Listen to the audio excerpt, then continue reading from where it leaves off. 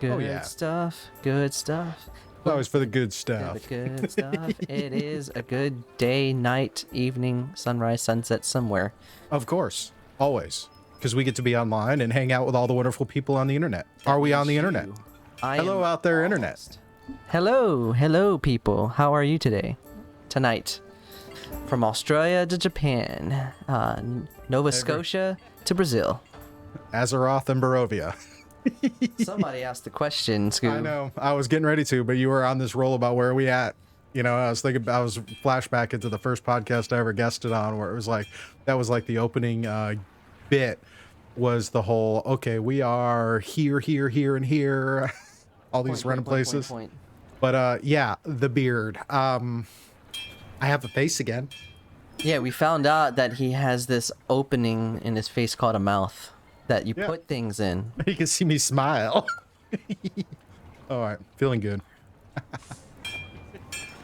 Oh, but no, I was sitting there and it's like I was realizing there was like bitch and patches and stuff in there, so it's just like I just trim it. At first I was trimming it off my lips so I wouldn't keep eating it every time I ate and whatever, and then it's just, you know, decided to trim the sides down and clean it up.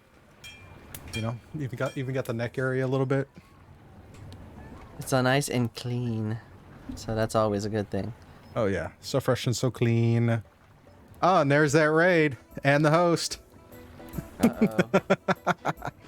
Oh, yep. I will hydrate right now. Hydrating. Okay, I will too. I will hydrate with the drink that was I recently found out, and this is an interesting little tidbit. Mountain Dew was originally created to be a chaser for whiskey. Who knew?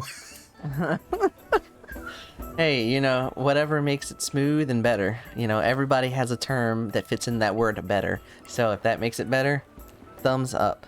Oh yeah, oh yeah. Raid. Welcome Raiders, welcome Rome Smith. You guys are awesome and amazing. Yep, Mountain Dew for the win, always. Hey, you know, it tastes good and you can hide things. Yeah, so. Well, I mean, think about it. Mountain Dew was actually like a reference to moonshine as well. So, and then it was also created and bottled to be a chaser for whiskey. Didn't know. It was one of those things I saw a random fact on Facebook, and I was random fact. It's always interesting when you find those random facts. And one thing is that being moonshine is good. Apple pie moonshine is deadly great. So. Totally.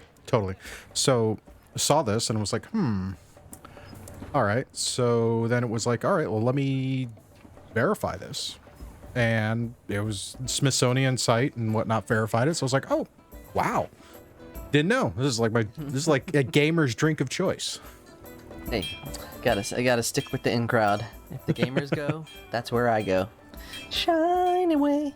I love that, Keith. I love that. That is awesome. It's like behind the beard.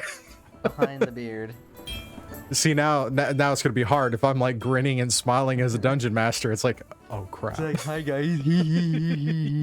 That's so funny. Lightning bolt. Oh, man. All right. Well, yes, thank you. It's nice to. I feel a little. I actually, you know, I tweeted about this earlier, and I said I decided to dress up. I decided to dress up for Halloween early. I went pre-COVID or pre-pandemic. That is the pre-pandemic. We're doing Hollywood early now. The pre-stuff. Thank you for all the gifted subs. Awesome. We are moving on up in the world. Love those gifts. Love that support. Because, you know. On up for you people. So many things. So many things. We just got to go through that activity feed now. Let's roll tide. Oh, yeah. All that stuff. All that stuff. So what's going on? What's good? What's gravy, people? What's gravy? A whole lot of things. Secrets revealed.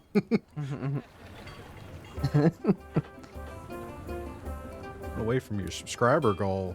What's the subscriber goal? There it is. Yep.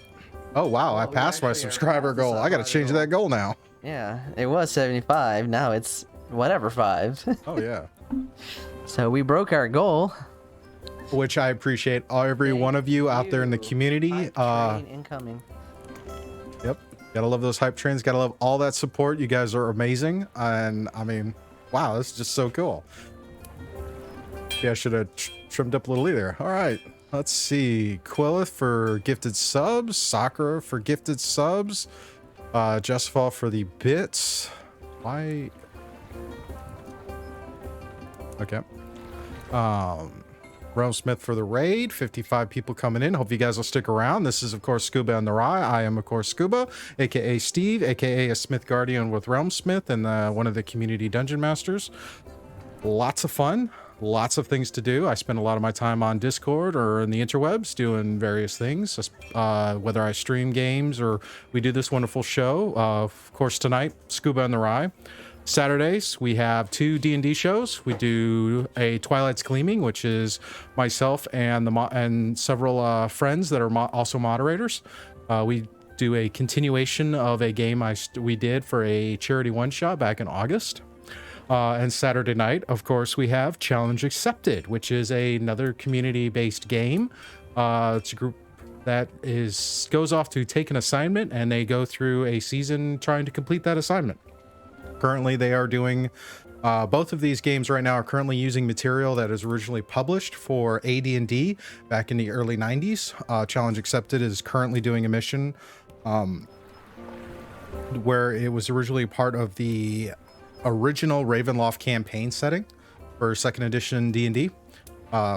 Twilight Gleaming, of course, is based off of a module that was published in Dungeon Magazine, issue number 35.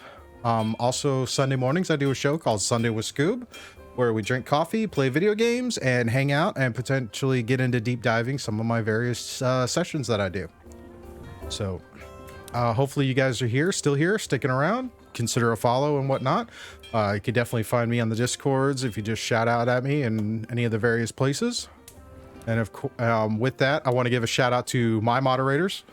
You guys are awesome for hanging out in here. Friends and colleagues and trusted advisors whenever I do to keep me from going completely off the rails. Gotta keep Scoob focused. Yep, keep me focused. That works.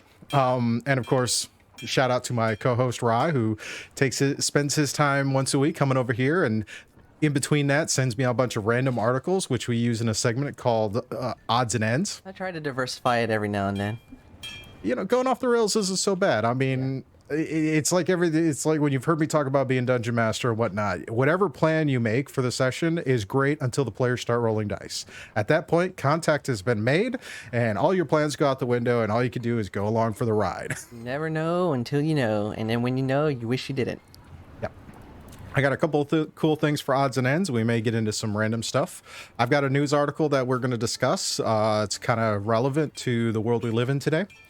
But before that, our first segment is our announcements, shout outs, thank yous. Shout outs. And did a shout out to the community. Thank you for all the follows, the subs, the bits, all of those things. If you follow us on YouTube, Scuba Studio on YouTube, you get to see all of our past episodes of game stuff. We even do TV reviews on occasional shows. We did Mandalorian Season 1 and The Witcher Season 1. And since Mandalorian Season 2 is about to drop, bloody tee it that we're gonna do more of those reviews, because that was an awesome show and we had a lot of fun talking about it. Yes, that was a fun time. Also a shout out to Syrinscape for the background music and soundboards. This is actually a custom soundboard that I put together for this podcast. We're kind of doing the hangout in the over there off the water side and whatnot. Go check out Syrinscape.com. They have all kinds of various soundboards and sound sets to make your D&D and tabletop experience more immersive and exciting. One of the recent ones they released was Rime of the Frost Maiden sound sets, which are amazing. But we're getting into Halloween, so there is a Call of Cthulhu sound set, so you got to give a shout out for that one. As well as sci-fi and fantasy, so all kinds of stuff. Go check it out, Syrinscape.com. Shout out, of course, to Realm Smith, because, you know, gotta give love for them. And if you don't already know about them, which I know a lot of people do, but just in case you're someone who did not come in with that raid or not been following me from that community, Monday nights they do a show called Into the Mist, which is just wrapped up their 13th episode for the season. It is a wild ride. It's a Curse of Strahd campaign, DM'd by Jason Acevedo over there with Realm Smith. Go check that out Monday nights on Realm Smith's Twitch channel. Of course, they got some other fun stuff too, so you know, we're gonna kind of keep going from there. Ry, do you have any shout outs you want to make? Shout out to the community, because if it wasn't for y'all, it wouldn't happen. And always thank you to y'all to come and showing up, listen to us jibber jabber and nerd out over here. So Gotta love it. Yep, let us nerd out and have some fun. As you can see, kind of rotating over here, there we have a merch store. You can buy t-shirts from our Twilight's Gleaming, as well as the standard logo, coffee cups and stickers and mouse pads, even the big honking 3-foot gaming mouse pads, which are amazing. I'd lift mine up, but it's kind of covered in stuff, and I don't want to make a mess. So with that, first rolling into our first bit, which is our what's up, what we've been up to for the last week, kind of random stories and life and whatnot, because, you know, in this pandemic world, we have to connect with people, and this is a way we can connect with you, let you kind of be in our lives vicariously, or something to that effect. in that effect of some kind. Something Working. So, Ry, what you been up to, my man? What have I been up to? Just heaviness on work load when it comes to training. I'm training this week, so my minds will be spinning through the odds and ends of that world. No pun intended. And also we're starting to ramp up some interesting material in my class in grad school. We had tasks to read a play and then watch the play and do a deep dive on a critical thinking tank on it in our homework assignment. So it'll be interesting to talk about it when we come into class on Thursday. Other than that, just been reading up a new book, a Robin Williams biography. It's called Robin. I've gotten through the first 100 pages, and it's very interesting to hear how he got his start in the comedy world. So, and other than that, just a bit of writing on the side. I did start another 20 for 20 on video games. I have gotten 4 games up. What are those for? Let's go with that. What was number 1? Number 1, the start off the list, was Tetris.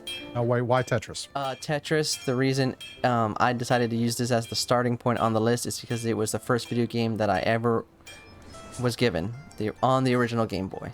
So that's why that impacted, because it was my first ever video game. Number 2 was Sonic 2. For the Sega Genesis, and why that's on the list is because it opened me to a world of color and dynamics and actually introduced me to console gaming. The next on the list is Metal Gear Solid. It was the first third-person shooter action game that I played, and it was another one of those like eye-opening experiences. Like, whoa, a game could be this detailed and dramatic. Awesome. Especially the first Metal Gear Solid, because we're talking old school. Oh yeah, I played that game so much. I unlocked everything in that game. I don't know how many times I played through that game. And number 4, which I just wrote and post today, is Lord of the Rings Online. And the reason that one is impactful is just because of the friendships I developed from that game. Playing that game for about 8 years, and even beyond the game, the group that ran in the guild, which was called Flames of Anor, we are still close friends to this day. That's awesome. See, that's the beauty of like the MMORPGs, especially back in the day, is before some of the communities just got so toxic or whatnot. You actually really built great friendships and whatnot. Yeah. There was a comment in there about where people are from. To let you guys know, if you're not aware, Ry and I are based out of Hampton Roads in Virginia in the U.S. So. It'd be nice to know where everybody else is from. I know a few people. There's various states, east, west, and beyond. So, yep. I totally agree on that, Shadowmane. Some communities definitely got better. There are a few that are still pretty toxic, but I think that's just because they're overly competitive. Oh yeah, so when and the next Tuesday rolls around, I'll streamline through the list, and when that happens, it's going to be an interesting batch of games, mix and match of games. I will give you a hint for what I'll post tomorrow. It involves fantasy. Antarctica. Whoa. Hey, now you have to send me a picture. I need to get autographed by those penguins. I'd be happy to. It'd be nice to get a safe picture of a leopard seal, because those things are kind of cool. Cali, NC, Austin. Welcome, Aloha. welcome, Yep. Austin. Johnson City, Tennessee. Been to a lot of those places. Been to a lot of those places. Upstate New York. Yep. New York is, it's getting to be wintertime, so all that snow's starting to roll in. Oh boy. Oh boy, oh boy, oh boy. So, and if you want to see that 20 for 20, I do post it on my Book of Face. So, once a day. Yep. All right. Anything else you've been up to? Other than that, not really too much. I usually try to... I haven't played that many games. I play Genshin Impact. That's it. So, I'll get that out of right away. There's nothing for me on the gaming front. Only thing is that Scuba thought it would be a good idea to put up a poll for something involving games with me. Because we were talking before the show that I realized when I was looking at release dates for games, Watch Dogs Legions comes out next week. The week after that, the new consoles start to drop. I'm in a dilemma. So Scuba decided, hey, let's create a poll with the community to see what I should do with the new consoles. Actually, to be fair, I said we could talk about it, but if we want to do a poll, we could totally do that because I like having viewer interaction. I mean, yeah. I like, you know, it feels like we're connecting as if we're all at the all in a room, just kind of, you know, shooting the breeze, having a good time. So we'll say, you want to save the poll for the gaming section? Yeah. Okay. Give me a little bit of time to try and get that up, or Shad, if you're able to hop in and pop one together, that'd be great. The poll is going to be, should he wait to get a new console and then get the new games, or since we know the new games are coming out for the current gen consoles and will allow you to trade up, so to speak, for the next gen consoles, should you just worry about getting the new games now? That'll be the poll. So if you want, if you can get to it and want to throw it up, that'd be awesome. If not, I will try and put it up while we're doing State of Game, because I have a special thing for State of Game today. And just to let y'all know, whenever a new console rolls in to the gaming world, I have a customary 6-month waiting. But I'm just enticed. I'm really, really enticed. It's fair. I mean, this is a lot of stuff that's been dropped this whole time. We're talking about this. Plus, we know with the pandemic, console gaming is probably at its highest. Actually, probably just gaming in general is at its highest it's been, as well as everybody being streaming and whatnot. 6-month wait. It's just something I just that's what I call the fine line. Well, yeah. Think about it in tech terms. Think about it as like with software.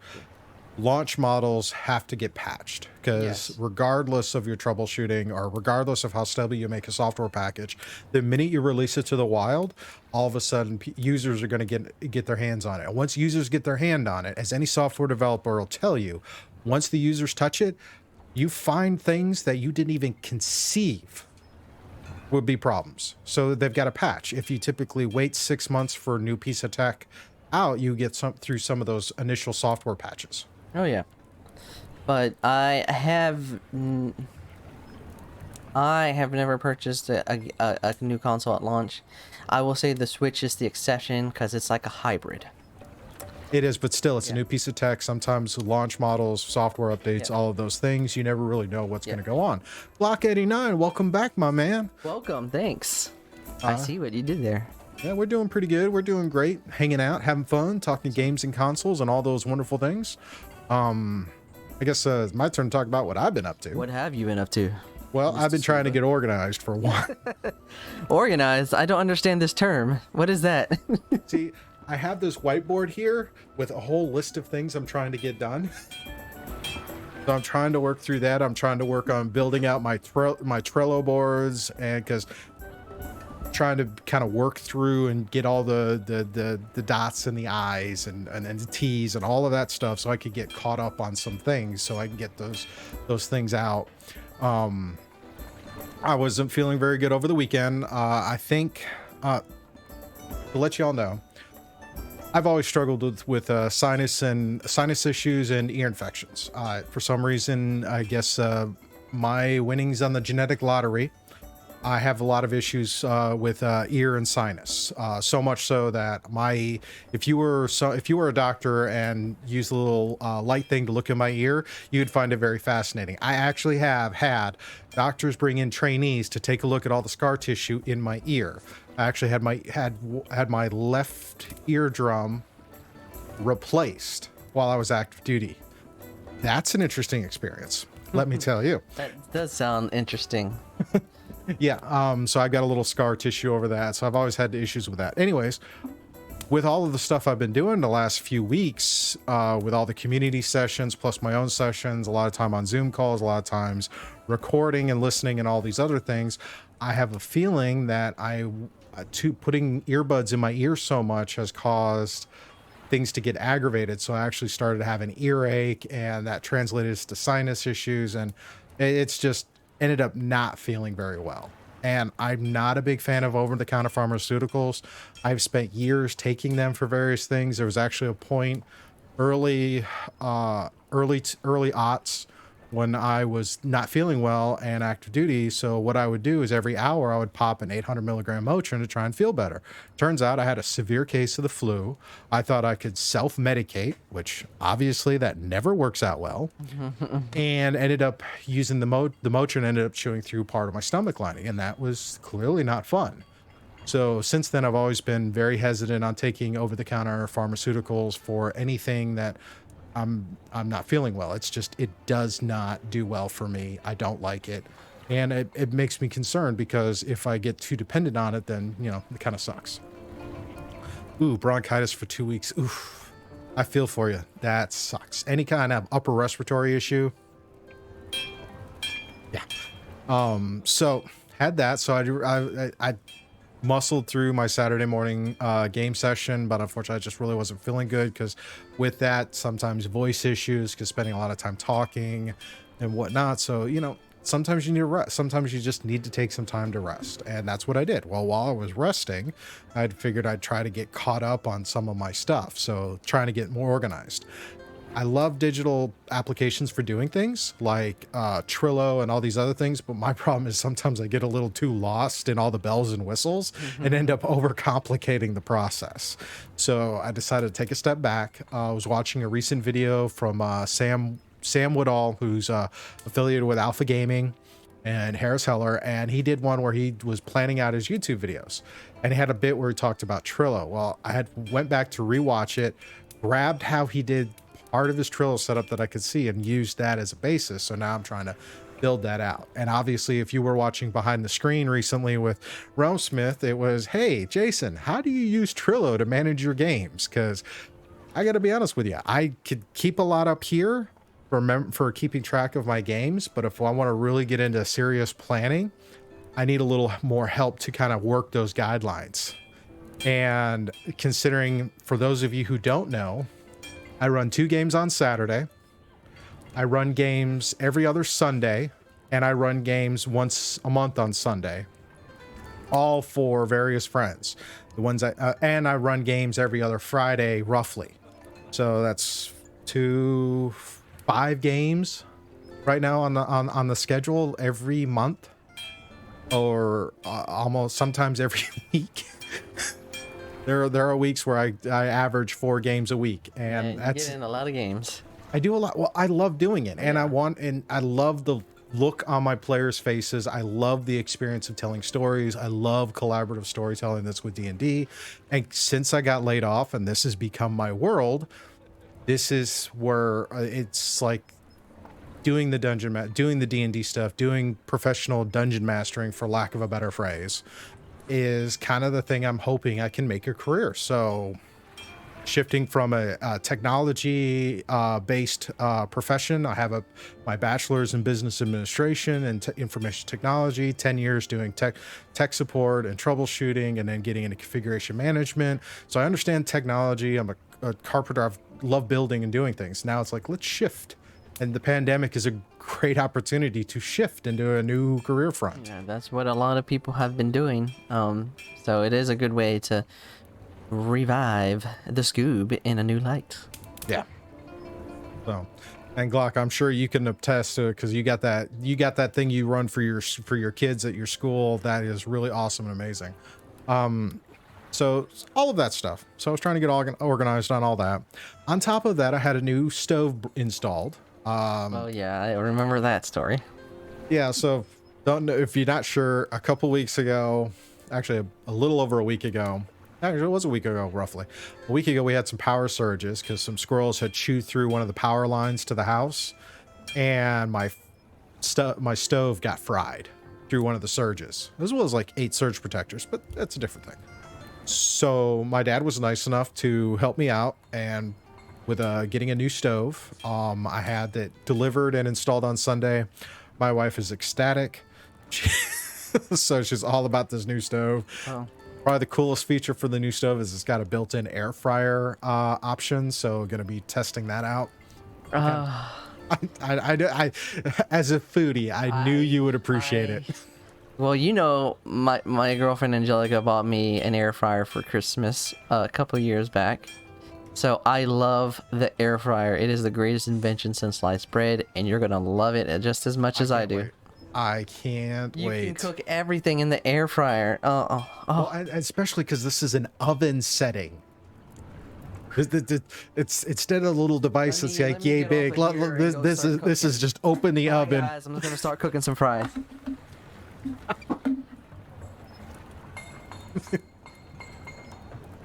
So yeah, I get to try that out. She's super excited about trying that out, so should be lots of fun. Oh, yeah.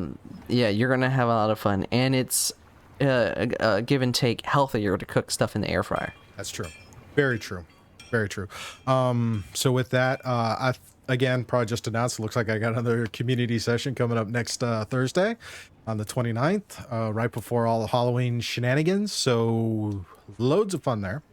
We will see what happens. Chelly's expecting some treats from that air fryer next week. Rye's recipes. Well, what's interesting about that, Chelly, is I do have some unique blends of seasoning and spices. I have my own. He's not a bad cook. Ever since years ago when he decided to get off the fast food kick, because we used to go to Buffalo Wild Wings and watch UFC fights all the time on whenever they had those, because you know that's a great place to go. So we'd sit there with the fried pickles and just eat wings and whatever. And then once he started getting healthier and whatnot, he stopped doing the restaurant thing. I haven't quite gotten there yet. I'm getting close.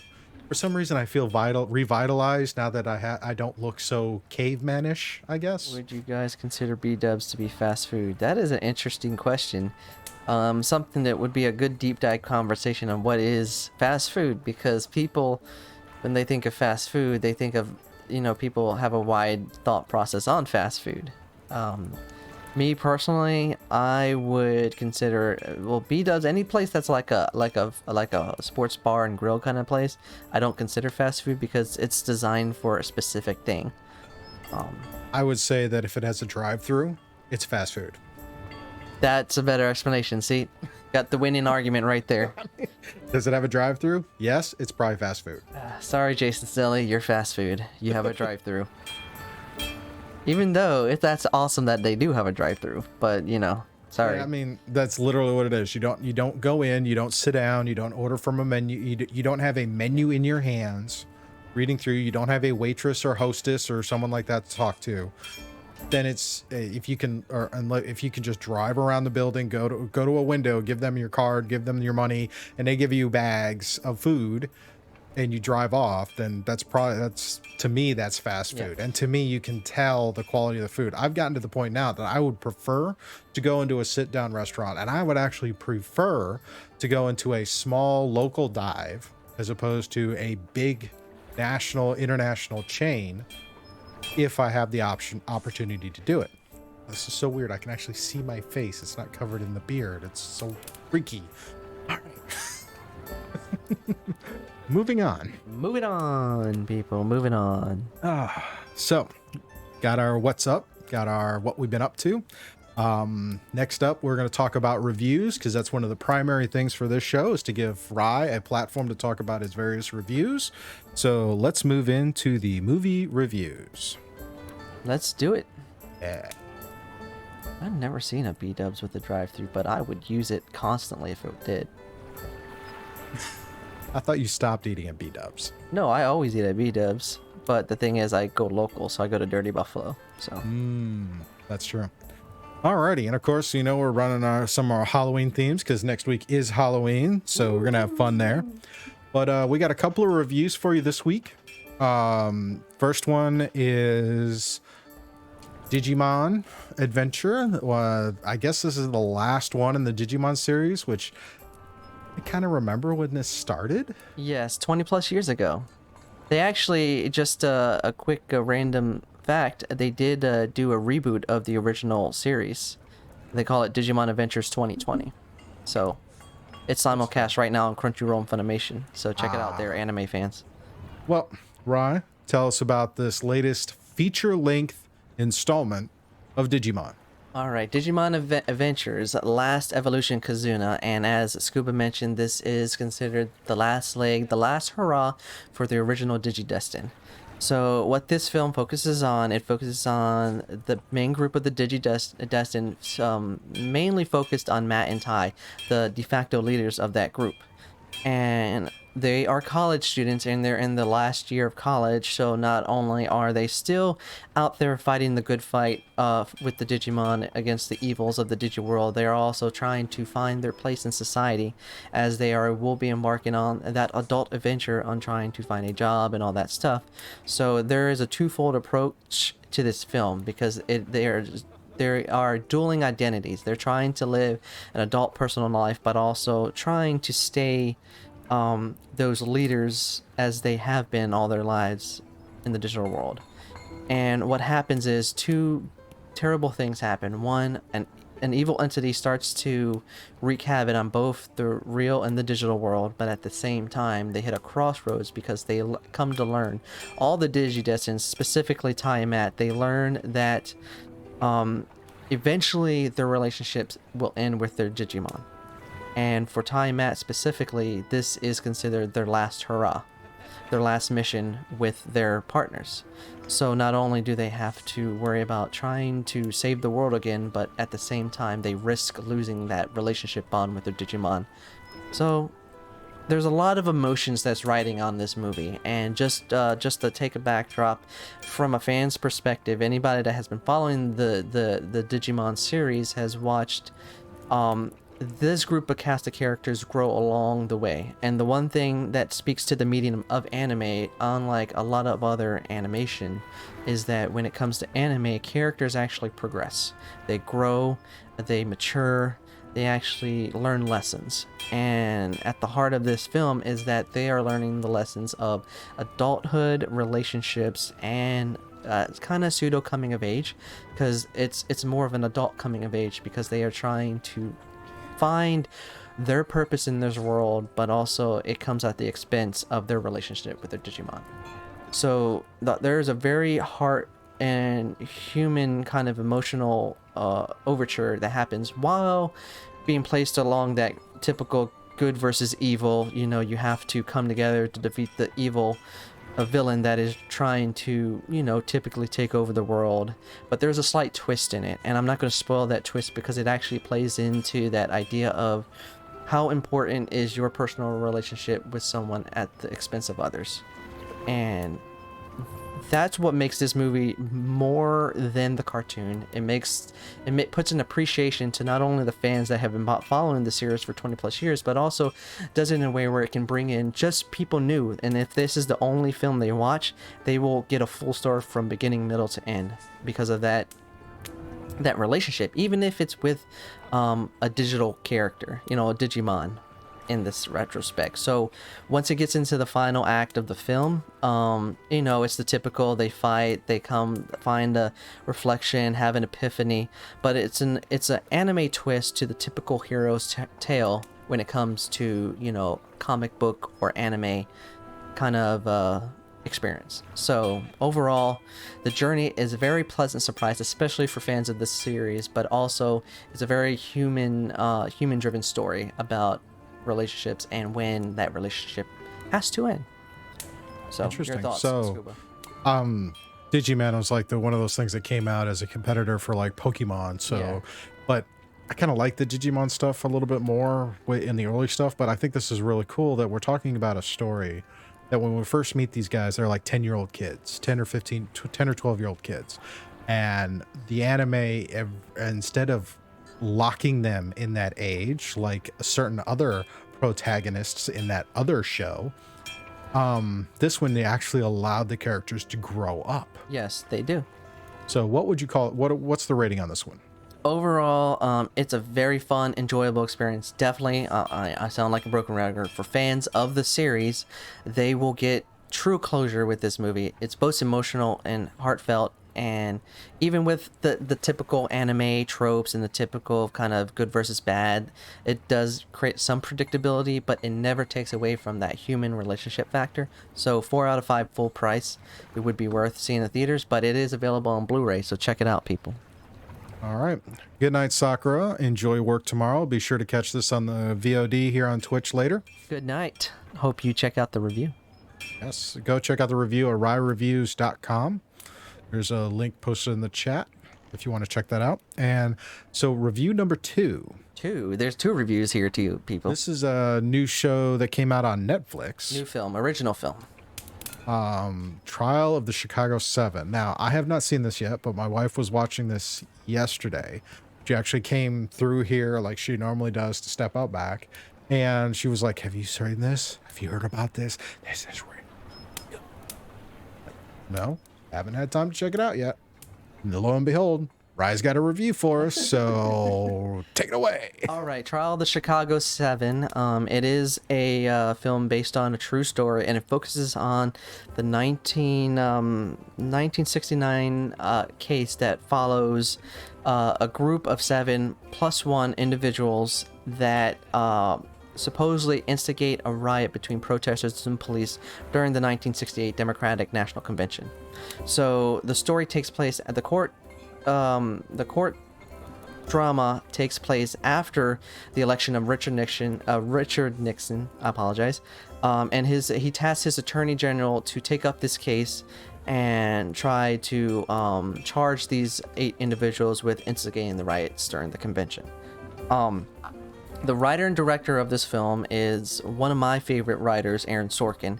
And if you don't know who Aaron Sorkin is, he did the Social Network. He wrote the Social Network, did a very underrated movie called Molly's Game, and also did the script for the biopic for Steve Jobs, and Moneyball, and a couple other ones. So he's been around the block. Not to mention The West Wing. So I know that would strike a chord for a lot of people in the 90s. And the reason I bring up The West Wing is because you can feel his passion of court dramas in this, because he takes the court drama and actually fleshes it in with a very masterful wit and charm, with character progression and dialogue and interaction with the exposition, with just a typical court drama outline. And he does the back and forth, what you would find in a court, but he does it in a very smart and elegant way, where it highlights all the different actors that play these specific roles, very important roles, because they're very important characters, not only during this tide that is a conflict because of the Vietnam War, the civil rights and all that stuff, but it also pinpoints how he relates those topics to what's happening today. But he doesn't do it in a way where he's beating it around beating you over the head. He does it through conversation. He does it with smart and subtle interactions, and he does it with the strength of the actors in this film. And this is a who's list of actors in this film. Yeah. Just to name. Just before you start naming names, Okay. for those of you who can see, just looking across this list, because if I were to try to scale this picture up, I'd be cutting names off, and and that's not even the full list, which makes it even crazy to speak. And the epitome of the strength of a film is always in the characters and in the writing and how you intertwine in that. And with the strength of the cast, like just to name some: Eddie Redmayne, Sacha Baron Cohen, Jeremy Strong, Mark Rylance, and Joseph Gordon-Levitt. That's just the tip of the iceberg in this film. And there's a lot of others. And what it is, he puts the dialogue in their acting ability, meshes in the personality of the characters that they are representing, and just creates this courtroom drama that is a very full of spectrum of colorful delight. So he is able to dance the line of realism of the real events that happen with this court case, but also spin it in a way where it's a spectacle of entertainment. So he's able to give a little bit of embellishment maybe a little bit too much at points, but enough to where the movie magic doesn't override the topic, and the topic doesn't override the entertainment. And that's just a testament to Aaron Sorkin's writing skill. He can write characters, and he writes it strong in this film. Sounds like this is pretty good. What are we gonna give this one? Overall, this makes you want to sit in a courtroom and just watch a court case, because he makes it such strong in prime time. It makes you feel the relevancy of issues that were, many years ago to today, in a very ironic way. And this is probably one of my favorite films of the year I've seen so far. 4.5 out of 5. It's an award-worthy kind of film, and I would guarantee this would be up for several Academy Awards next year when they release it. That's right, because they did open that up to streaming films versus their traditional thing where a film had to be in a theater for a certain amount of time. So hopefully that means we get some good stuff to look at. Alrighty. This might show up on my top 10 of the year. Who knows? Giggity giggity. You should definitely check it out, because I know you, Scoob, and you like good writing. And if you've seen any of Aaron Sorkin's films, the ones I mentioned, or West Wing, you'll have an idea of what to expect. So, fair enough. And with that, we will move into our next segment, which is State of Game. Hopefully that. Yeah. So, a little flash, a little bing. Boom. Chocolate. So, State of Game, the point where we talk about the various games we were playing, game news, things like that nature, whether they be tabletop, video game, or just cool things we hear around the internet. Today, I've got something special. But before I get to that, first thing we're going to do is we're going to put up that poll. Shad, I believe we have it ready, so we'll put the poll up. The poll is basically, should Ry get a new console now as well as the new games? Or should he wait and get the new console in 6 months, because he can still get the games, it's just he'll be able to upscale them to the new console later. So the poll is up. Feel free to vote, and when it's done, we'll talk about the results, and I guess we'll see if Ry takes our advice under consideration. Oh yeah, but State of Game for me, it's just all day, every day Genshin Impact. But there's a but. That 1.1 patch dropped for Ghost of Tsushima. Oh yes, that looks sick. If you know what that 1.1 patch has, people, it has a Game Plus mode. So I could go back through the games with all the stuff I've unlocked, not to mention the co-op. And the co-op is not just no typical co-op.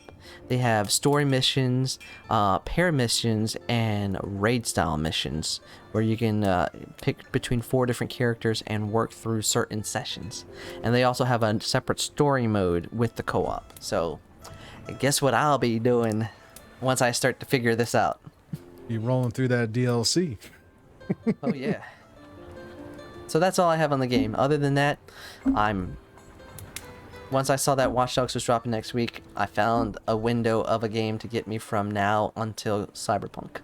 So I'm actually been debating Cyberpunk now recently, but that's neither here nor there.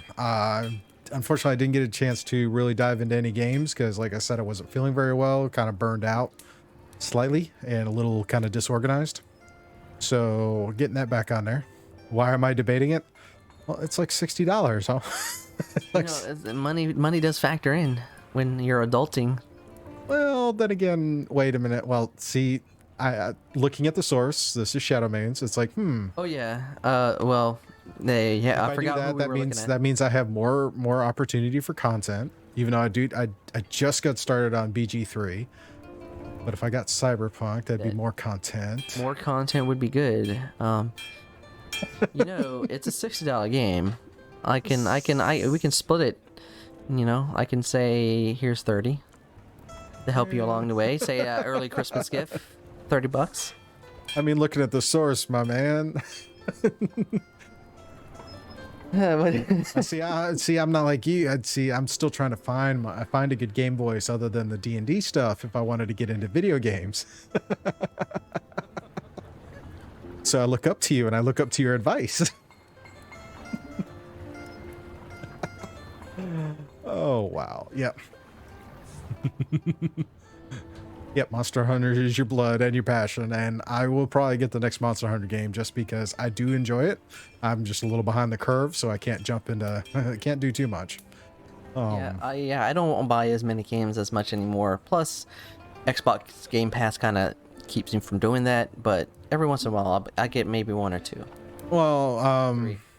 oh, looks like 21 votes for wait 6 months to get the console and just get the new games now. Nobody voted at launch. So I'm gonna wait my customary 6 months because I'm leaning toward that. But you never know. I could just be walking in Best Buy and I see that Xbox Series X just sitting right there. You never know. Yeah, I'm not holding my breath for that. Let's be honest. With all the production issues and shipping issues and trade and getting stuff in, because I'd wait on. But you know, either way though, the fact that all the stuff is backwards compatible, and just like they did when we went from 360 to series to the Xbox One, a lot of that stuff did translate up, so it's just going to be a matter of time. Oh yeah. And if it's going to be Xbox exclusive, if any of them are going to be like on Game Pass at launch, seriously, I mean, what do we need to debate? And a lot of times is, at least for me personally, once I like finish a game and I'm in that transition phase from like when I was going from 360 to Xbox One, I kind of just moved on to the new games. Yeah. So, Watch Dogs, Valhalla, and Cyberpunk, they'll probably be on my one for a while. And then when I get the Series X, just plug it in, because I did remember reading somewhere that you can unplug and plug in your save data from the one to the X, or from the one to the Series X. That would make sense in this in terms of Xbox, okay, how do we PlayStation? I can give you a reason for that, Glock, but I'll let Scuba talk first. fair. That would make a lot of sense just in the fact that there is a lot of content, and a lot of these games are going to be upscaling. So, and people have sunk in hours. I mean, look at what we saw in the last generation, The Witcher, for crying out loud. This guy right here. Yeah, I mean, that for me, that is like the number one reason why I want to be able to transfer my save up, especially when the news dropped a few weeks ago that they are going to release a scaled up version of The Witcher 3 for Series X. It's like, it'd be kind of hard. I mean, you sink a lot of hours in that. I mean, put a lot of hours in The Witcher 3. A lot of hours. Very much. But the reason an Xbox and not a PlayStation is because of two things. Xbox Game Pass, and two, what I just mentioned earlier. I can plug and play all the stuff I have saved on my external right into the Series X. No issues. yeah, Game Pass is legit. I think they just dropped Doom Eternal for Game Pass. My son's been playing that and just been having a blast doing that. Wait, it's on there? Yeah. I gotta download it right now. Well, you know what? Why don't you pull out your phone and use your Xbox Game Pass app and queue up the download right now? Let's go ahead. Yeah. But I will be getting the PS5, but I will be getting it when I know the release date for the God of War sequel. So, and That's Final fair. Fantasy 16. That's fair. That is a totally fair thing. Alrighty. So, I think I have a couple of things here for us to talk about for that. Let's see what our first thing is. Nope, that's a news story, so we'll turn that off. I'm ready for the news story. I got highlights. We'll get to that. But before that, we're going to take a moment and we're going to... y'all remember that moderator game we had a few weeks ago? Well, someone was very kind and generous and sent one of our moderators a gift. And the gift arrived in the mail over the weekend, and had her come over and check out her gift. And we recorded it. So it's an unboxing video. This is actually pretty cool. So I'm going to now play that for all of us to enjoy how nice it is when the D&D community as a whole, especially in a lot of places, can be very welcoming and gratifying. And this is one of those things. It's like we played a game, there was things that happened, and it's like, well, here's something to make your game better for next time. So let's check this out.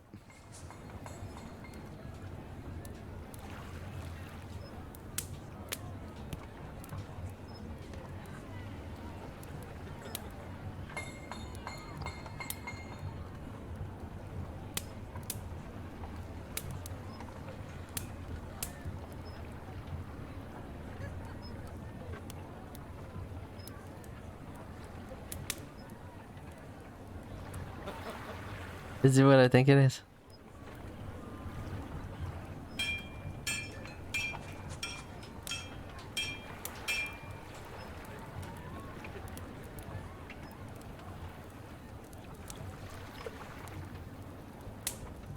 I gotta watch this. Definitely watch this. Yes, we trust you with a knife. Assuming you hold it the right way.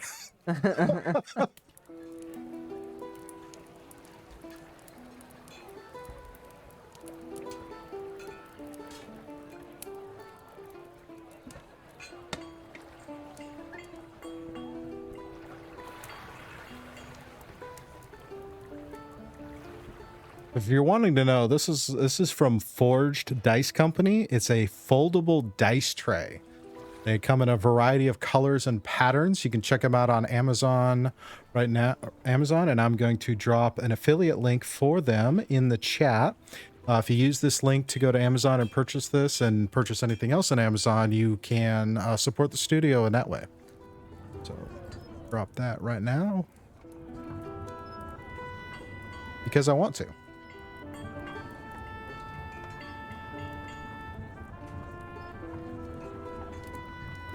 Oh, no, it's just a dexterity check. You have advantage on it.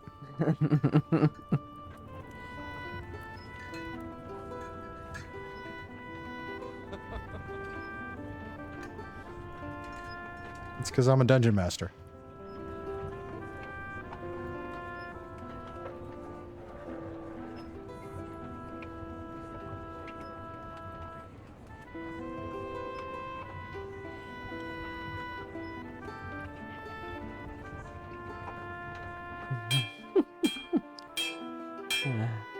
Yeah, they're pretty awesome.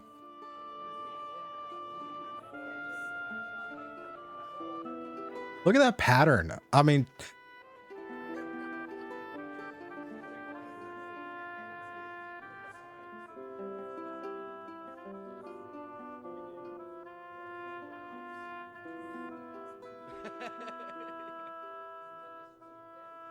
first dice roll in the new dice tray.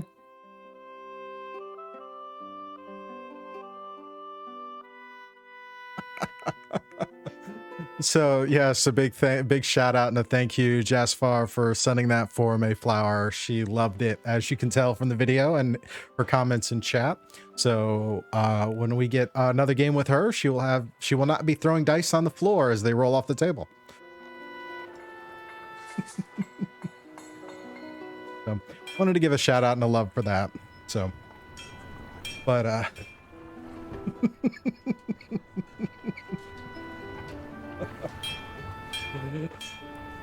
she'll make them bounce out. Who knows? I mean, I did give her the big, like, 50 caliber die.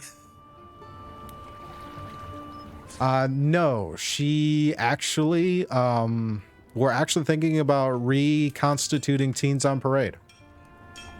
She has been talking with a few friends from the old group, and we are working out some of the details to possibly get that going again as a stream game, because there aren't a lot of games with focusing on kids, especially teenagers or whatever. You see a lot of stream games talk about adults, so this was a suggestion that was brought up, and we're currently in our pre-production conversations and discussions on that. So once we get some more of that finalized, we'll have an update and possibly have a teens D&D game and see what shenanigans they get into. Because trust me, there's no shortage of shenanigans with them. Shenanigans. So.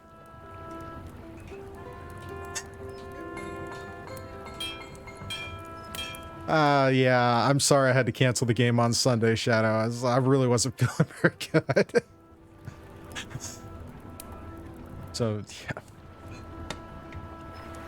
Yeah, I'm thinking it'll be a lot of fun. They met every month for 2 years with me, and it was great times, a lot of camaraderie, a lot of safe space, because I've always been, the clubhouse is a place to come and hang out. If teens or friends are welcome, families welcome. I mean, with everything that you could do out here, especially kids, how many different great places can they go and hang out and not be pressured or peer pressured or whatnot here, and all we're doing is throwing dice. I mean, this ain't way back in the days like when some of us were kids and the whole satanic panic. Now it's pretty kind of normal to sit here and talk dice and throw dice, and I like it. No, the dice are chaos incarnate. Teens are just teens. So, that's it for our state of game, so to speak. As far as D&D updates, I don't really have a whole lot. Twilight's Gleaming is still moving. They're currently still working on some downtime activities.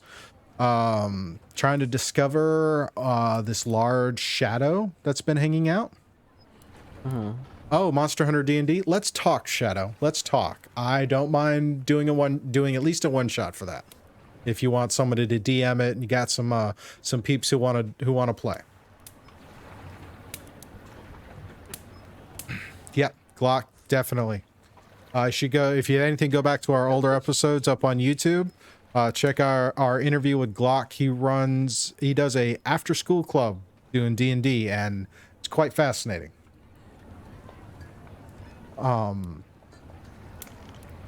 Yeah. Challenge accepted. They're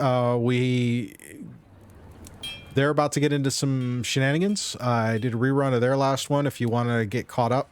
The most recent episodes are still up here on Twitch. I'm still working on getting them out to YouTube. But yeah, that should be loads of fun. And I think we're definitely going to be moving in a direction with Twilight. And then, of course, some of the other offline ones, like No Quarters, getting back into the swing of things. And I think we're going to try and do a game this Friday. And I believe our Descent into Avernus crew is going to make another stab at starting that adventure this Sunday. So should have some more info on that in the future. So, yeah, let's talk about a conversation and a news story. Yes. Discussion topic. Scuba and Ry fire chats.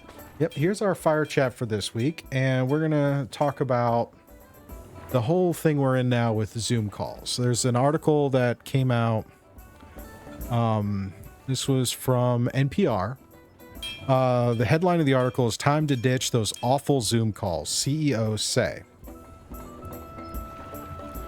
This article talks about how when we first started the whole pandemic thing and everybody started working from home, and we're hearing all this stuff about working from home, there's been this influx of Zoom calls. I mean, there are people here in this chat who know full well that we spend 40 some odd hours a week on Zoom calls chatting about various things on the Discord. Yeah, we use Zoom for our class every Thursday. If you watch any of the games on D&D Beyond, they're all Zoom calls. Obviously, of course, with things going on and whatnot, Realmsmith has moved back to a purely Zoom call thing. But outside of those, even the general business community and general work community is doing a lot of video conferencing. Teachers definitely don't even want to even attempt to ignore the fact that teachers are conducting classes via Zoom calls right now. But this article goes into details and talking about how they're 6 months into this, so to speak, and people are complaining about meeting fatigue, talking about how they spend 30 minutes in a Zoom call and all of a sudden they feel drained at the end of the day, and how there's this lack of creative or spontaneous creative collaboration. And it's interesting to think about this because this was so cool and so awesome at the start, and now we're a few months into this. Now we're starting to get away from that new car smell on this.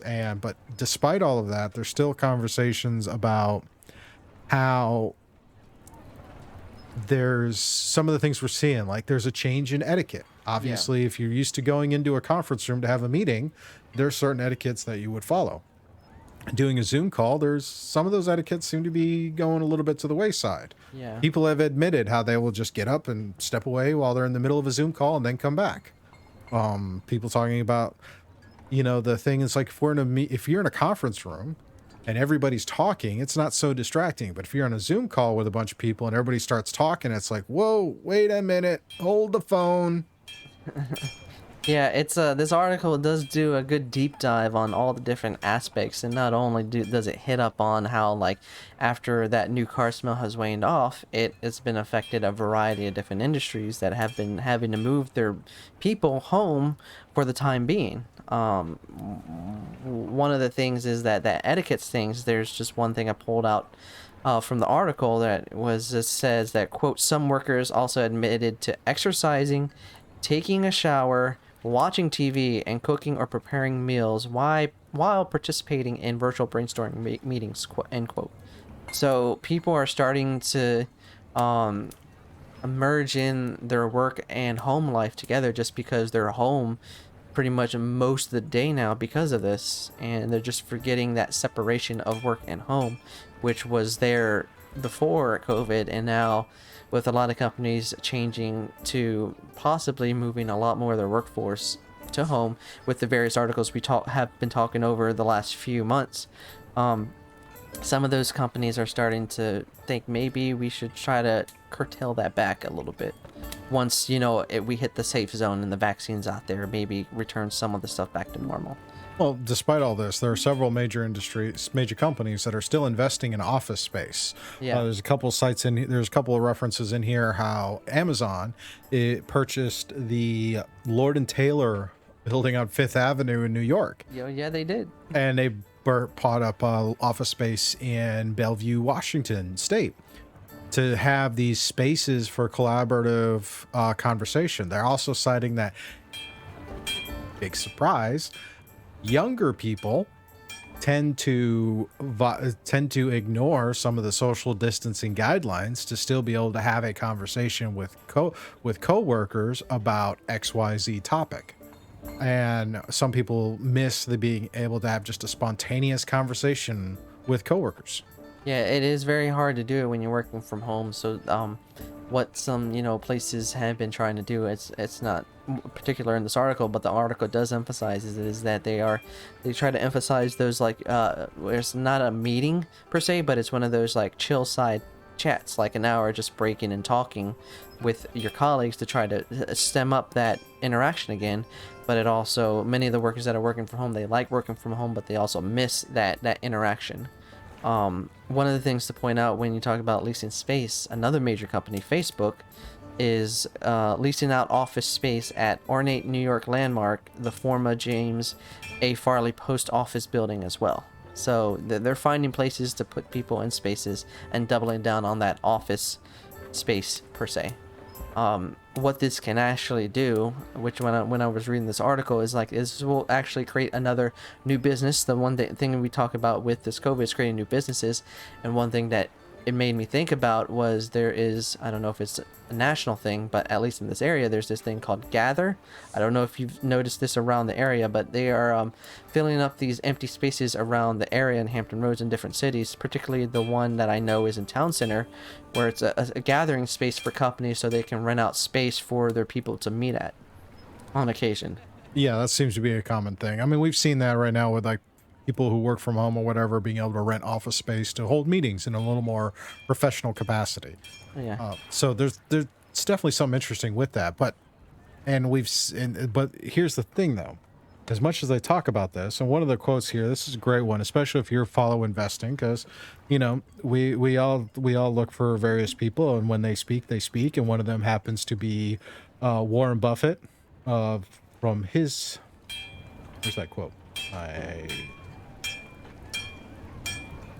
I think I know which quote you're looking at. Yeah, there's a quote from Warren Buffett in this. I have it, but Oh, here it is. A lot of people have learned that they can work from home, or there's other methods of conducting their business that they might thought from what they were doing a couple years ago. Warren Buffett said at a Berkshire Hathaway annual meeting, when change happens in the world, you adjust to it. And a part of this, I think, is the second swing of the pendulum of new trends. The first one is, hey, this is great. Everybody says productivity's up. Everybody's able to do things. Oh my gosh, I didn't realize I could do all these things. And now the pendulum is swinging the other way, and you're seeing the other side of it now. Oh yeah, and it's like they said, once it started, there's that high glee new car smell, like you said, and now that you're in it, it's just like the monotony is starting to wear thin, and people are missing that interaction they thought they would regret having before. So it's a catch-22. But once this all passes through, what it does do, it does factor into what Warren Buffett says. There's going to be change implemented. I know specifically where I work, it's going to happen in some capacity with work from home and other stuff, depending on who they want coming back, who they can mostly work from home, how they're going to do the spacing. Because I see that the social distancing is going to factor into some kind of new rules within the office environment, not just healthcare industry where I work, but every industry that has some kind of office setting. Oh yeah, totally. And I mean, even the education side. I mean, right now teachers have it rough, as we're seeing in a couple of things in the chat here. They're basically just using a laptop. And I've seen this from a parent's side when my kids are in Zoom and the teachers are kind of having a hard time. Even a couple of my friends who work the technology side for the school system, it's like they're basically using a bulk purchase laptop, which we know doesn't have the greatest microphone. They don't have the greatest cameras. Nope. And as someone who just got into the streaming side of doing a profession, it's like you have to have good audio, you have to have good video. Yes. And most of that stuff isn't in a run-of-the-mill laptop. So they're not in rooms that are acoustically conducive to conducting a meeting. They're inside the school building, inside a classroom, which, classrooms are great for instruction because the sound echoes for instruction. But if you're trying to use the microphone and have it come clear across, an echoey room does not help. No, it doesn't. And then there are certain stages in children's development, especially in school in certain grades, that is important to have that interaction too. So yes, I mean, yes, totally. Yep. Lenovo Yagas. that sounds like it's a cheap laptop. It's a bulk purchase laptop. Let's be real. We're talking, you have a finite budget, you do a bulk purchase, you're going to use a model that is bulk purchase with the intent that they were purchased was not the intent that they're being used for now. If you were to look at what you needed for now, there's shortages, all kinds of tech things we were seeing being shortages. So just kind of have to work through it, which sucks. But on the same token, again, we're seeing these changes. Yep. My kids both have Chromebooks. I actually talked to a buddy of mine who in there, it's like Chromebooks make a lot of sense for schools, especially because they're very cheap. I mean, they're like 170, 200 bucks. So if you break it, just buy a new one. I mean, it sucks. And they have it so locked down. I think my aunt messaged me the other day, was like, hey, how do you print from the Chromebook? I went and I took a look. I was like, short answer, you don't. Well, I mean, yeah, it's the only way to add a printer to the Chromebook for the way that city has it locked down. To be no kidding, the only way you can add a printer is by going in and pointing it to the IP address. Now, average home user who's not a tech head is not going to know how to search the IP address on their home network for their printer. They aren't. They're going to go for an app. They're going to go for the SEPA thing. So knowing this, because again, a decade in tech support, yeah, when you talk to when you assess something, it's like, okay, do they kind of have an idea what I could talk to if I could talk at a higher level, or no, I got to keep breaking it down. If I had to keep breaking it down, the short answer is you don't. You access the document on your home computer, which does connect to a printer, and print it that way. Otherwise, you just don't. Or save it in your Dropbox and go to Office Max. That's kind of what I'm referring to. Yeah.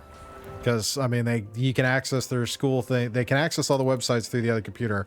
And the reason I opted to have both kids to get Chromebooks, even though I do have a computer in the house that they could both use, yeah, is because the school has it locked down for, again, this is from being in IT. Anybody who works in IT, anybody who works in security and whatnot, and having to deal with users and Active Directory and all those things, you lock down the permissions for a reason. Kids do stupid things on computers. That's just the nature of kids. No offense, but They just do. they just do. And there are some adults who do stupid things on computers too. So there's a reason why Active Directory and user profiles and all those things make a lot of sense. And to be honest, it's like, hey, you're doing this for work. Use it for work, because school is work. It's for the kids. That's their job. It's an argument I have with my son. Actually, we just had a rehashing on that. It's like, right now, school is your job. You don't do your assignments, you're doing poorly. Your report card is your quarterly review. And give us I mean, You just got to get through it, people. that's the reality of it. Yes, there's definitely trade-off. Finke, you're totally right on that.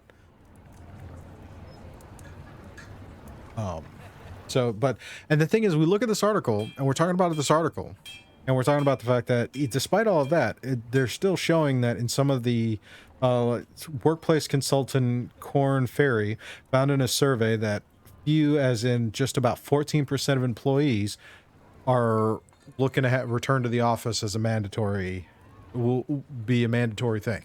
Yeah. We saw the thing that Microsoft was going to pretty much allow most of their 150,000 employees to work from home permanently, provided their job is not mission critical to be inside an office. Yeah. So it's a catch-22. So you're going to have a downside with any kind of change, regardless if it's COVID affected or not. So it's just going to be a blending of the two. Once I hate to say, but here's the reality of the situation. It's going to, if we continue doing this stuff as far as online, this school thing, it's going to take at least a generation for things to kind of work through and become stable. And we might see improvement on that. But then again, with most things, it's like being able to, I can see the argument for Zoom calls being draining after a while.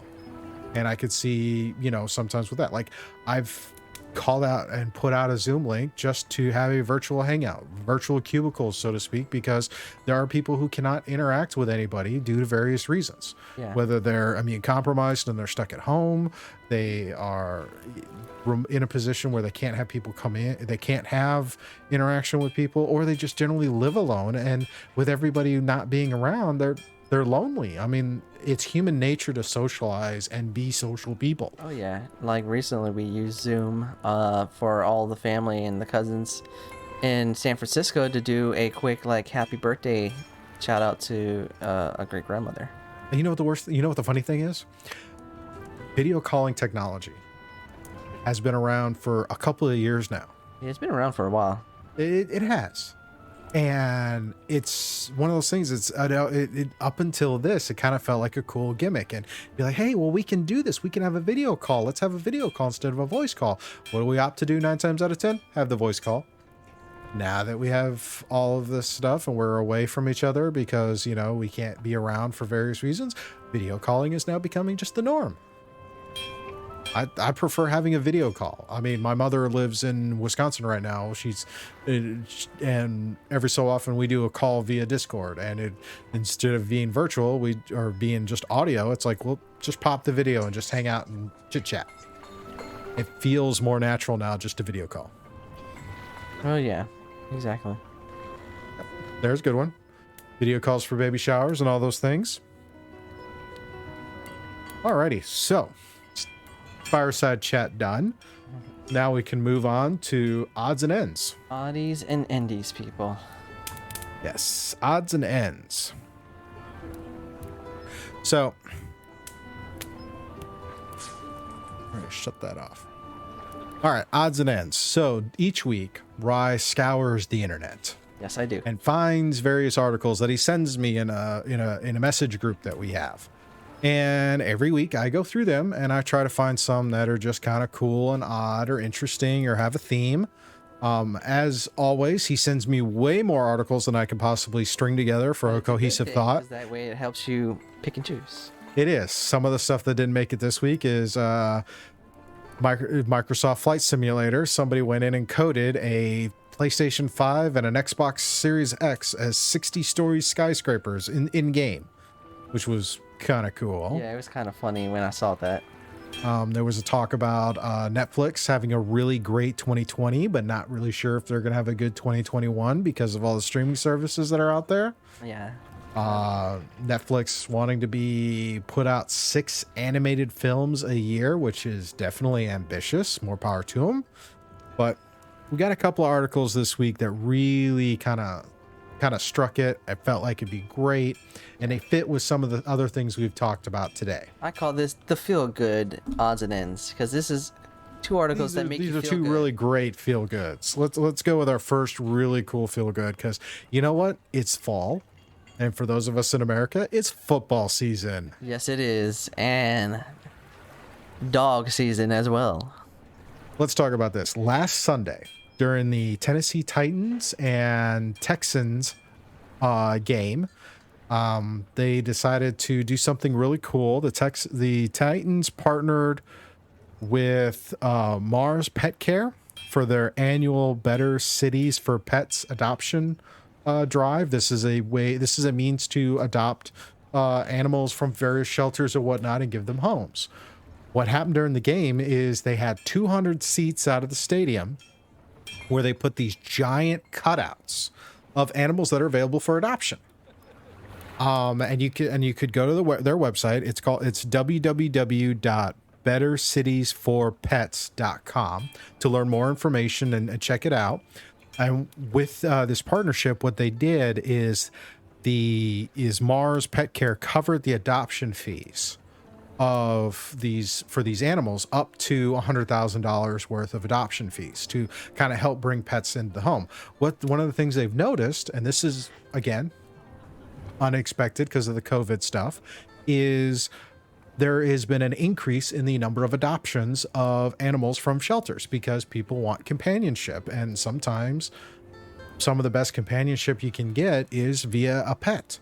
Studies and statistics have shown if you have a pet that you take care of, you're a little more, your cognitive is better, your connection to people is better, and you feel happier. And as I said, how you feel dictates how you feel emotionally, and will help how you feel physically and mentally. Because sometimes a lot of things that like dementia, Alzheimer's, and various cognitive issues come from not being stimulated. One of your best stimulations is to have a pet. I have a cat that drives me absolutely crazy sometimes. You've seen pictures of her on my Instagram. I've had dogs, and I know people who have dogs, and they're great companions. But this was really cool because you could do the adoptions and whatnot. And even though the game was a game and the game had fun, but here's an interesting use of the stadium space to promote a really cool cause. Yes, right, do you have anything you need to contribute on that? Because I know you're the football person. Oh, yeah, I'm just liking this because, you know, we get to cats and dogs in the same space without I love fighting. Dogs. I have 2 dogs myself, and this is such a great way and use of not only helping out the community, helping out, you know, support animal shelters, but also finding ways to be intuitive during the games, because right now not only football but baseball and all the other different sports that you can't have huge crowds, what can you do to fill in the space? Not only, you know, you do your advertisement for your team or for other things, this is a unique way to be like, hey, let's promote dogs. So put them near the end zone or near the 50-yard line, and if you catch up on one of these dogs, hey, go to that link, look it up. I want me a Yorkshire Terrier, a Golden Retriever, a Lab, whatever. And it's really cool. And it really just shows that, it gives you that feel good, like, you know what? It does, you know, show a way that, you know, sports, community, and people can all come together in one. How sports can bring all the people into one, even in a dire time like we're having right now. So I posted the link here in the chat, bettercitiesforpets.com, if you want to go check it out for more information. I would definitely say that's a good thing, especially because, I mean, here's another side effect of, I guess you could say side effect, is we're spending more time at home, so now we have better position to take care of pets. It's always been something I was leery of recently, is because if I'm not home to take care of an animal, am I doing a disservice to the animal? And also, this is near and dear kind of to me, is my parents, my stepmother and my father, they work with the North Carolina Pug Rescue. and which is an organization that deals with rescuing and adopt and dealing with pugs, which are cool little dogs. I mean, I love me a pug. jokes aside, they're cool little dogs, and they've have spent years working with this organization and have had several pugs and whatnot. So this is kind of a cool thing for me personally to help promote this type of activity. And as our second story, corgis are cool, especially because of Cowboy Bebop, but we digress. Yes. Here's one that Maeflower, this one I thought about you when I picked this article out. I'll go and share it to the crowd. Alrighty. So what we have here is this wonderful young lady out of Texas had won the 3M Young Scientist Grant prize, which was a $25,000 prize. Her experiment her invention was using an in silico methodology to discover a lead molecule that could selectively bind to the spike protein of the SARS-CoV-2 virus, i.e. COVID-19 virus. She came about this working toward studying the influenza pandemic of 1918, and then coming into this whole environment of the pandemic, she shifted her project focus and came up with this, and therefore won. She's it's another great feel good thing, especially kids doing science, because that's always been a cool thing for me. Yeah, this is such a wonderful story, and it combines not only kids, young adults using their talents and their wits, and they look at a situation, they start with one thing and they morph it into something other, and something that will be effective, efficient, and actually be applicable to the ongoing fight against COVID. Just to pull out a few quotes that she said. One of them is a quote: "After spending so much time researching about pandemics, viruses, and drug discoveries, it was crazy to think that I was actually living through something like this." And when you're actually living through a certain situation, it can spark creativity, ingenuity. Thank you. Nighttime does that to my brain. And it sparks. It's like, wait, I have all this material, let's shift it here and then use the same technology to actually fight something that is pertinent. So not only does it reward creativity, thinking, and science, but it also pushes you to keep doing more, because she says her next goal is, quote, "is to work alongside scientists and researchers who are fighting to control morbidity and mortality of the pandemic by developing her findings into an actual cure." Yes, this is really cool, and I think she's definitely probably one of the youngest people to win this. I believe she's 14. Yeah, 14 years old, from Frisco, Texas, and won this $25,000 prize for her invention. So yeah, it's bright minds, bright young minds, and really positive vibes. Yes.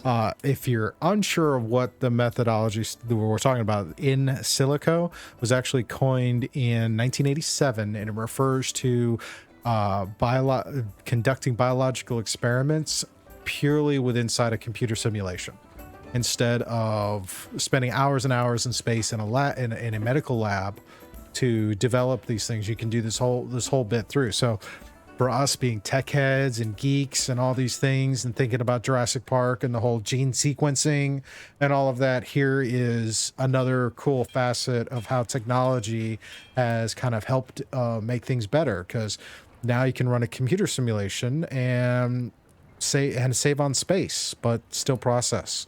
There have been several other things. I remember, like, there's a bit where you the SETI app where you could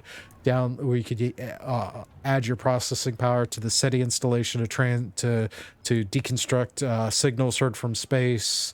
There was stuff with using game engine technology to render for films and TV productions and whatnot. This is just another cool thing on that. So wanted to close this out today and kind of talk about these really kind of cool, feel good, and inspiring things, because we all could use that from time to time. Let's be real. Inspire to think and create, because it can lead to stuff like this, people. Hydrate. Oh, yes, I will hydrate. Yay! It's empty now. Gotta get more drinks then. Right near the end, which Oh, is we are near the end. Oh my gosh, it's been another Tuesday night hanging out with us. surprise. Good thing we didn't scare, because this is kind of scary. Right here, this face. Nah. Nah. Good show. Good show, people. Good show, great show. A lot of people hanging out. You guys are awesome and amazing. What we're can kind of hang out for a few minutes so we can shuffle off to see what else is going on. So what's going on out there in the internet sphere, people? There's a lot of cool stuff in here. A lot of conversation about our stuff today. It is really awesome. Between the dogs and the schools and the tech. Thank you everyone for hanging out with us. Yeah, we thank you. It's fun to talk about all the random stuff. It is. It's great, and we do a lot of fun. Shout out to everyone in the chat for hanging out with us. Shout out to the moderators, Chad, Maeflower, Shadow. You guys are awesome and amazing. Thank you for helping kind of keep this train on the rails or off the rails, depending on how you want to call it. I'm glad we could be a highlight for your day, Jinxie. That makes me feel good. Actually, I just like hanging out with all of you people, and so this is a good way to do that. But That's good to hear. Highlight of your day. oh yeah, it's always always good to hang out because you know we get a chance to talk about so many different things, and the rest of the week is going to be D&D stuff. Yep. Training the rest of the week and looking forward to watching a couple other films. Since it's Halloween themed for next week, I'm gonna try to do 2 again, because one of the films you hear me Scuba's been hearing me talk off screen is this new Bill Murray movie I've been looking forward to, and sure enough I'll be able to try to get access to it this weekend, so hopefully I can watch that. But that remake of the film Witches is going to drop on HBO Max this weekend. So that will be the one in prime time for my review. And On the Rocks, the Bill Murray movie, will be the hopefully secondary. What kind of cool stuff could we do for Halloween? Halloween's next week. We got to do a Halloween themed thing. I don't know. Can't really do the whole costume dress up, so maybe we can just focus our show on all Halloween themed activities. Halloween themed odds and ends, Halloween themed fireside chat, maybe some Halloween themed games. I can keep the variety in there with the Halloween stuff, so when I'm skimming. Yeah, I mean, maybe we could do a top 5 Halloween movies or something. You read my mind. I was thinking that right now. I can put a list of that top 5 on Halloween, because I know you, we Chad? did. Do you have any suggestions for Halloween themed activities we could talk about for next week's show? I know we did last year. We did scary moments in video games. Yes, we did. We did talk about my moment in Resident Evil 2, which I'll bring it up again because I know there's new people in the chat. So we'll save that for what's been happening. There's a suggestion for our Halloween film discussion. Classic. That's on Disney Plus, right?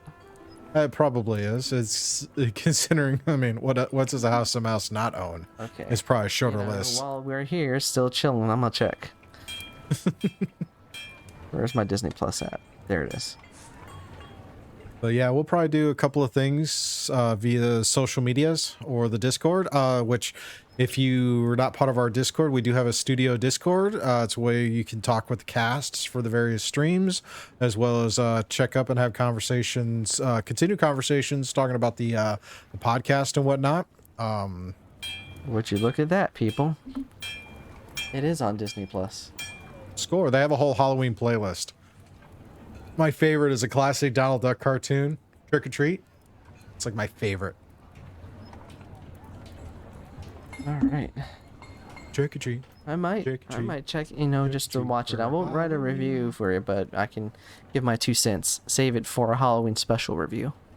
No, we're not going to do anything scary. We're just going to have fun because it's Halloween. And come on, it's Halloween. Oh, I can bring up a famous photo of my dress up that day. Oh, on Halloween. Is that the Jackie Kennedy or the Maid other Marian? one, the other one. The picture's on Facebook, so I can bring it up for the chat. You can bring it up for them during the show next week. The famous Maid Marian. Oh God, so many stories. So many stories. Oh, I actually missed that one because I came on after that. Top Ry scary costumes. I don't have scary costumes, but No, but he has a wide variety. He definitely pulls out some stuff. The thing we're talking about is kind of a preview on that is the company we used to both work for way back when things were still fun. Would do these Halloween competitions, and one of them was a department theme. yes. And of course, tech support being one of the largest departments, did Pirates one year, and then the following year they did Robin Hood, Men in Tights, or just Robin Hood. So one of the lead supervisors did the whole Friar Tuck thing. Actually did the bit on the head. One guy dressed up as Blinken from Men in Tights. There was a couple other things, and of course, Rye guy here dressed up as Maid Marian. Yeah, I dressed up as Maid Marian. I was the delightful queen. So yeah, it was it was. I've seen the pictures. It was wild. The pictures stay in rotation on the interwebs. Of course. We did do candies. One of the. That was last year. Last year we did pull an article for top Halloween candies. Yeah. That was a lot of fun.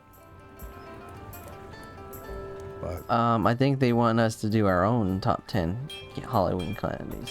okay, yeah. Yeah, could that's be easy. We can do that. That'll be quick. We should do maybe because we didn't do films last year. Top 5 Halloween No, films. we didn't. We did games. We could did do games. Halloween themed films. Where's my notepad? I got my notepad. Yeah, get that notepad. Okay, top 5 Halloween. If I could spell, films. Our top 10 candies. Oh yeah, let's do top 10. You do 5, I'll do 5. Okay. I'll keep it 10. simple. 5 and 5. Candies. Okay, I don't have any scary costumes, but we will bring up the famous photo for y'all. So Yeah, if you we'll join get us copies next and week, put it up here. if you come, you'll get to see me all lovely and queening out. So, no drag, if you want to know what I mean. Yeah, well, you know, cosplay is Halloween is the original cosplay event. Yeah. We just think of Comic-Con as something else. Except I mean, Just wait and see.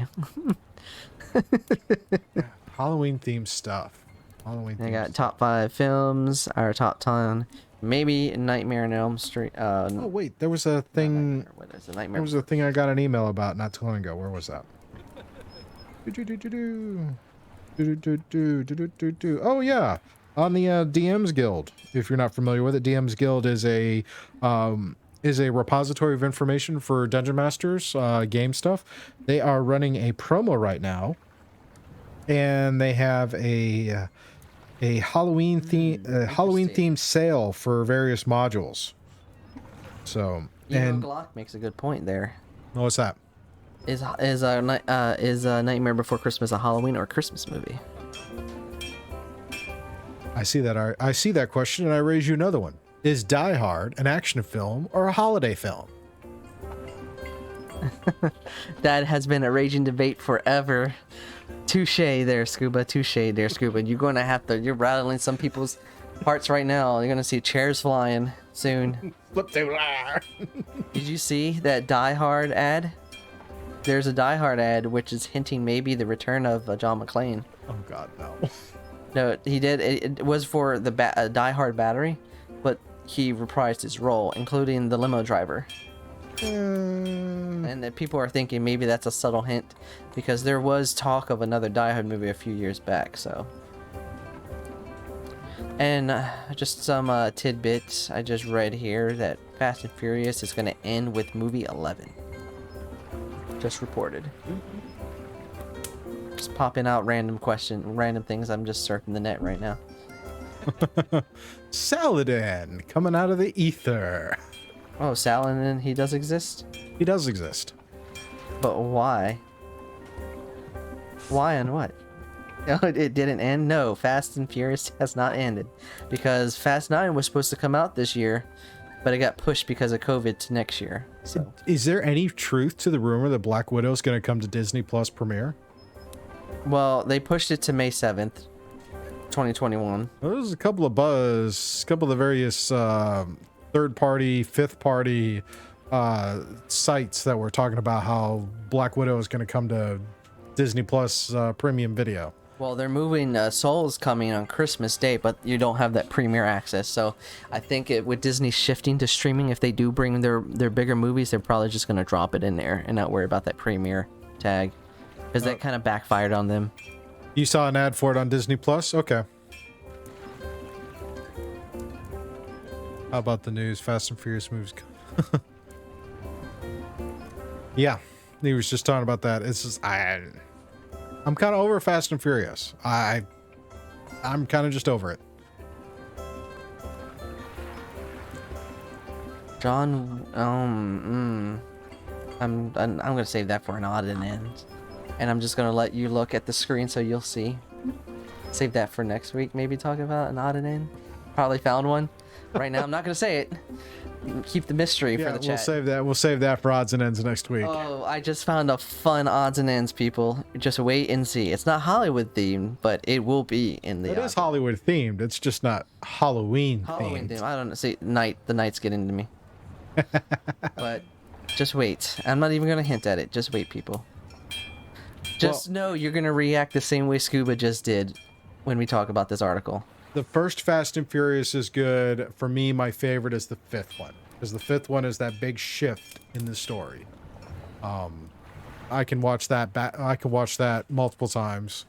But I think with that, we will we'll go over this again. Thank you, everyone on the community. Thank you for everyone who's hung out with us, catches us on our various social media and other platforms. Got the little rolling thing right there for where to find us on the various social media platforms. Also, I got my Twitter handle, and then there's Rise. Do want to follow us, check out our Discord, check out our various other things. Thank you for the support of the show. It does take resources to do this stuff, and every bit of support that we get from you continues to make these shows better and improve. And a shout out to the moderators, a shout out to Syrinscape for the background music and soundboards. Quick plug for Stream Beats. That was the wonderful sounds you heard at the beginning of the stream, and you're about to hear as we transition out, which I'll go ahead and flip over now.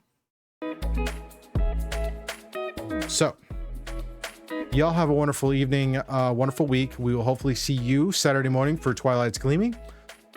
Stay safe. Just do all the things. Holiday season's coming. It's going to be probably one of the hardest times. It typically is because of the world we live in and just in general circumstances, but we're here. Hopefully you'll be here too. Stay safe, connect with your loved ones, connect with your friends and families, and we will see you on our next stream. Good night, everybody. Peace.